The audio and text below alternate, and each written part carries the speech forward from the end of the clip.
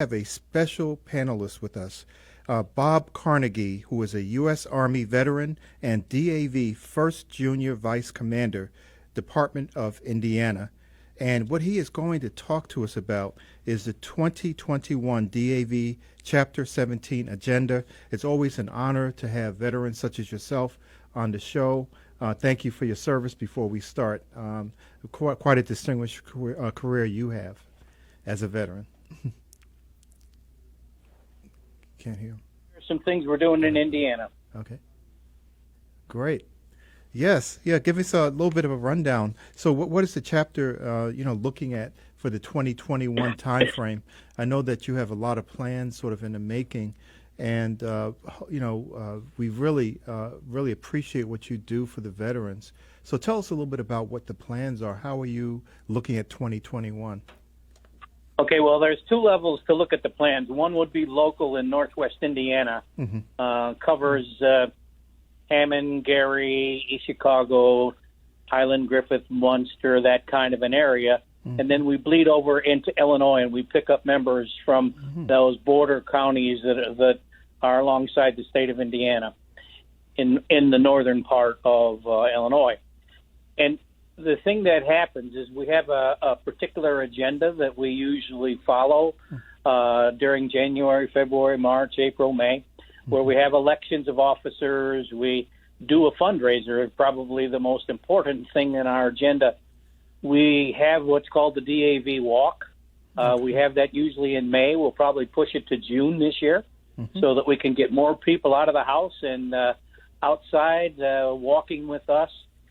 And then we bleed into June, where we have our state convention, and then we get into the summer months where we have a picnic, and we have connectivity to the National DAV Convention that'll be in Reno, Nevada, in the month of August. Wow. And there are a lot of activities, but I think the most important thing tomorrow is a day that's called the Indiana Military Veterans Legislative Day. It takes place at the State House down in Indianapolis.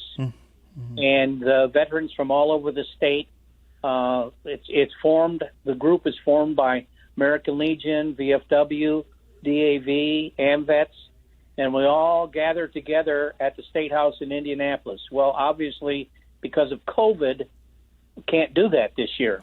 We take a busload of people from up in Northwest Indiana down to that conference. But tomorrow we're going to do it virtually. We've got the whole state tied together electronically. And so the activities will take place at the State House, but we'll be joining from a location in Northwest Indiana.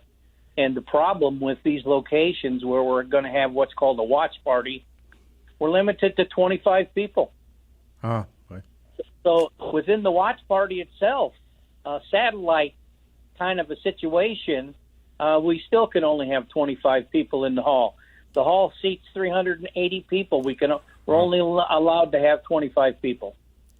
And the key thing, what happens at that meeting is we go over the agenda for the year of legislation that the Veteran Council from the state of Indiana deemed to be the most essential tasks that we would like to see the state government take on. This year we have a list of only 3 items. Okay. One item is grants of veteran service programs. So as we begin to generate some revenue through activities at the local sites, it has to be shared across the state, and some of that, they want about 15% of that to go towards to provide grants for veterans that are in need of help. Okay. And so that they can apply to the Indiana Department of Veteran Affairs and try to get assistance. The second thing that is on the agenda is the ability to make a change to state law so that people that are in the full-time military, whether it's active duty, U.S. Guard, National Guard, the reserves, and retired members of the military, will not have to pay taxes on their income. Oh, boy. And we know, that their income isn't the greatest in the world anyway. So if we can try to eliminate the need for the taxes to be paid on the limited amount of income for active duty people, it would be a great thing. The third thing, and third and last thing, is something that I really would like to discuss with you folks today, because I find it to be an interesting discussion topic. So there is an opportunity within the state of Indiana, if you have an honorable discharge and you are homeless, or you're in need of suicide prevention programs, those are accessible to you. But only honorable discharge. And what we want to see is get that changed so that the term less than honorable discharge folks can still have access to these services that are for the homeless and for suicide prevention to anyone. But we stop if the individual, the veteran, has a dishonorable discharge. We understand that bears a penalty. But anybody that has a discharge that's less than honorable today is shut out from those programs. We want to open it up for those people that are less than honorable, but stop it at a point where it is a dishonorable discharge. So those are the three salient points that the state of Indiana's veterans groups across the state are going to push tomorrow with the state legislatures down in Indianapolis. And during this video conference we'll be on, some of those legislatures will be accessible for us to talk with, share our ideas, and talk to them. It's quite a feat to see, probably 800-900 veterans in the vestibule of the State House building, milling around and sitting and going through different programs, and legislators will come through on purpose to meet us. Sometimes they'll just be wandering around the halls. But we do get to interact with them on this legislative day every year.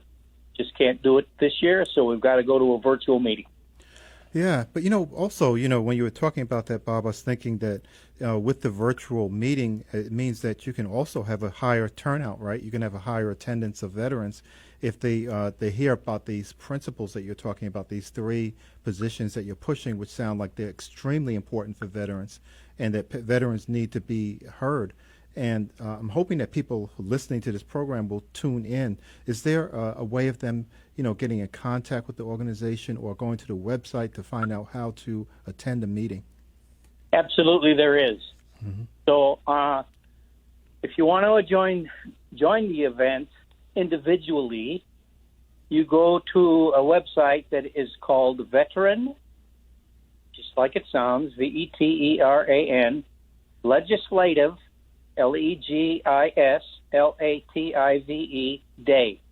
All joined together in one word, but veteranlegislativeday.org. And that will put you right into the activities. Oh boy, everyone should be doing this. This is a very important decision, and you're the people who represent us as veterans, who are legislators that we put into office. The veterans vote is a very powerful vote. To make sure they realize that this is a concern of their constituents, right?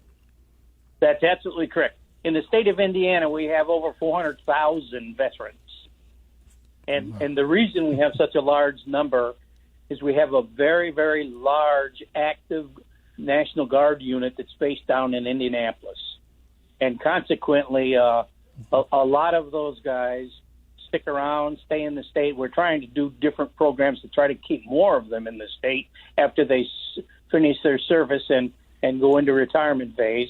But so we have a very large contingency of veterans in the state of Indiana.